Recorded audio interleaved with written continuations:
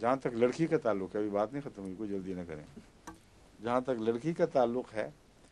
اس میں ایک زائد امر شامل ہو گیا ہے۔ لڑکی کے متعلق جو ہم سمجھے ہیں مضمون حدیثوں سے، سنت کے طریق سے اور قرآن کریم نے کہ ولایت کے تقرر سے،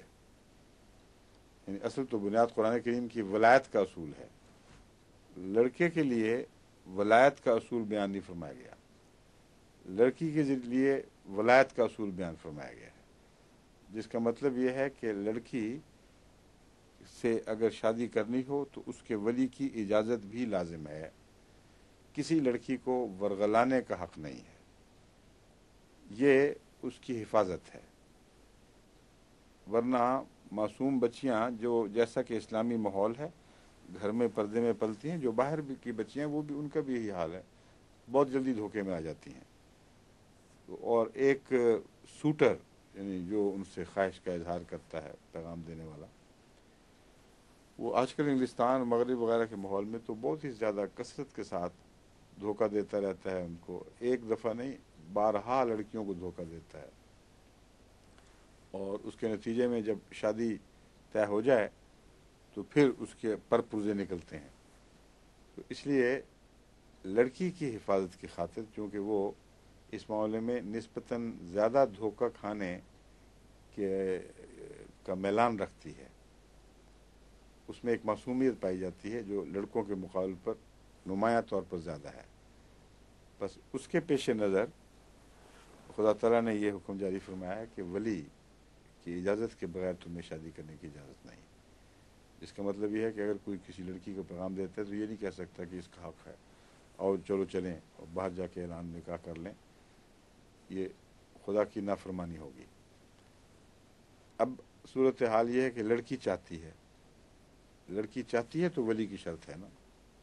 اگر اس کا اکیلا چاہنا کافی ہوتا تو ولی کی شرط کی ضرورت نہیں تھی، چاہتی ہے اور ولی کیوں اجازت نہیں دیتا؟ اس کی بیٹی سے کوئی دشمنی ہے؟ ظاہر بات ہے کہ نہیں۔ اس صورت میں ولی کو حکم دینے کا حق نہیں ہے، ابھی بھی اجازت دینے یا نہ دینے کی بحث ہے۔ یہ کہیں نہیں لکھا ہوا کہ ولی خود رشتہ بنا کر لڑکی پر ٹھونسے، کہیں قرآن اور حدیث میں یہ بات دکھائی نہیں دیتی، بلکہ پیغامات لڑکیوں ہی کو دیے جاتے تھے اور ماں باپ کی اجازت کے بغیر اجازت نہیں تھی شادی کرنے کی۔ بعض لڑکیاں پسند کرتی تھیں، بعض انکار کر دیتی تھیں۔ رسول اللہ علیہ وسلم کے زمانے میں باہر ایسا ہوا ہے، یہ کسی نے کہا کہ مجھے یہ پسند نہیں، آپ نے فرمایا ٹھیک ہے نہ کرو۔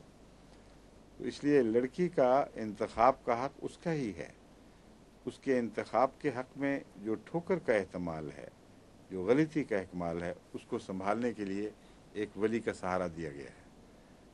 کہ بعض باتیں والدین زیادہ سمجھتے ہیں، لڑکے کے ماحول، اس کے بیک گراؤنڈ، اس کے پس منظر کو دیکھتے ہوئے، باہر کی دنیا میں اس کے چال چلن، اس کی جو شہرت میں ہے ہر قسم کی، اس پر نظر رکھ کے اگر وہ یہ سمجھیں کہ یہ لڑکا گندا لڑکا ہے، گندی صحبت رکھتا ہے، گندی اس کی شہرت ہے، اس سے پہلے پتہ نہیں کس کس بات میں ملوث ہو چکا ہے، تو والد کا حق ہے کہ لڑکی کو کہے یہ مناسب نہیں ہے۔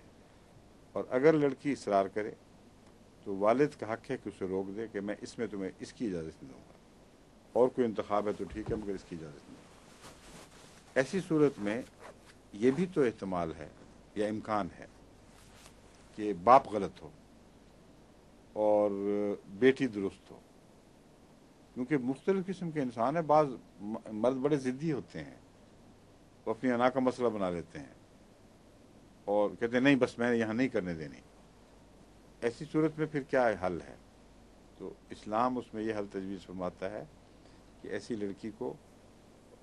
ولی اعلیٰ، ولایت اعلیٰ کی طرف رجوع کرنے کا حق ہے، اور ولایت اعلیٰ سے مراد ہے نظام قضاء کی آخری صورت یا خلیفہ وقت اگر خلافت موجود ہو، تو اس میں اس شق کی وجہ سے ہر بچی کو یہ ایک ضمانت مل گئی ہے کہ اگر خدا نخواستہ کوئی باپ خود ضد کی وجہ سے اپنی بیٹی کا اپنی بیٹی پر ولایت کے حق کا غلط استعمال کر رہا ہے تو ولایت اعلیٰ پر لازم نہیں ہے